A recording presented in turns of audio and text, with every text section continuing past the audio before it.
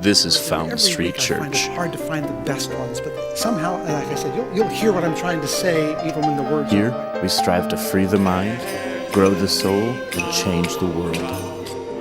Here, there is freedom to doubt and freedom to believe. Here, you can find a house of prayer for all people. The swallow up Jonah. Welcome to Fountain Street Church. Join us on the journey.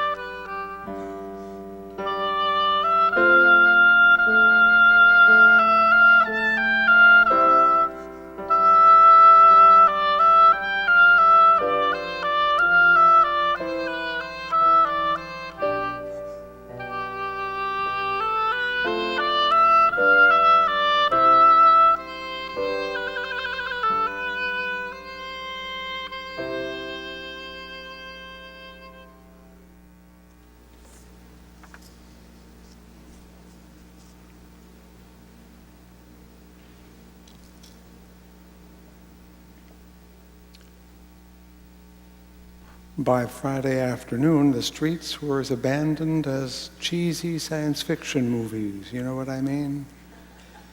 Where did everybody go? And what a relief for those of us left behind. With all the pent-up road repairs, driving anywhere these days is a maze that changes every day. But at least with fewer cars, it's not quite as aggravating. Today, they say, we will top 90 degrees, which as far as I'm concerned is pleasant only if you're a weed or an insect. And I make it sound like I'm not grateful, but I really am. Any day you wake up is a victory. And the question is how to pass it along before the day is done. What will you do today to make life a blessing for someone else? That's the question on your mind. It should be on our minds every day, and that is the question every sermon tries to answer. And therefore I say, as I do every week, may these words of my mouth and the meditations of my heart be found true in thy sight, thou who art my rock and my Redeemer. So I'm having a question I have to answer today. What day shall we observe? A day of solemn remembrance for the victims of war, a weekend to kick back and get our summer vibe on, an ancient ritual remembering the covenant at Mount Sinai, or the day when the Holy Spirit ran amok amongst the disciples and they started gibbering along in all sorts of languages. Which one shall we observe? Well, all of them, of course. Though I suspect, in general, if there were a vote to be held, the beginning of summer out back with the barbecue and not going to church would win out over almost all of the others. I think even the most devout Christians become pagans the moment the sun is warm and the lakes are blue. Short of the second coming or an appearance by Beyoncé, churches will be reliably less crowded from here until Labor Day. Which is a good thing because it humbles those of us who stand in tall pulpits because we're prone to think you actually do come here because you like to. The reality is that there are other good things to do, including grilling in the backyard or plucking the weeds. It is good for us preachers to remember that Moses never went to a single synagogue and Jesus never once showed up in church. But we who do tend the flame in the summer, we who preach and you who listen, we get our compensations as well, don't we? Our smaller numbers invite us to be a little more intimate. Here and later in the chapel where we shall repair when the weather really gets hot, we can lean back a little more, remove our figurative shoes, loosen actual neckties. But only after today. Despite the encroaching heat, we will keep our collars buttoned one more week at least, because we have to go through an important ritual. We must pass through the door of Memorial Day. Now, I don't think we're really good at memorials, actually. We Americans, I mean. After all, America's the land of the future, of second chances, of escapes. This week I had a great conversation with a member. We sat down and had a long chat about something else, and in our rambling talk, he described his grandmother, an immigrant. And whenever he would ask her about her past and the home in the old country, perhaps to get a fuller picture of his background, she would say, "That's in the past. It's nothing you need to know."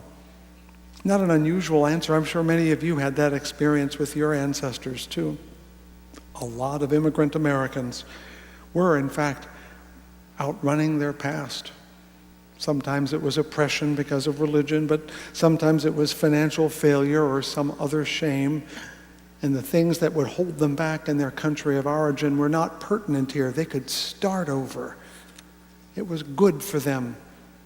Of course, though, a generation or two later, their grandchildren would say, "Tell me more about why we're here." We try to forget in one generation, and we try to remember in another. Have you been watching a couple of popular television shows about finding your ancestors? I've been seeing them. One of them, Henry Louis Gates, who is a grand fellow, is telling people that he's invited. They're all celebrities, of course, because no one ordinary ever has an interesting ancestor, of course.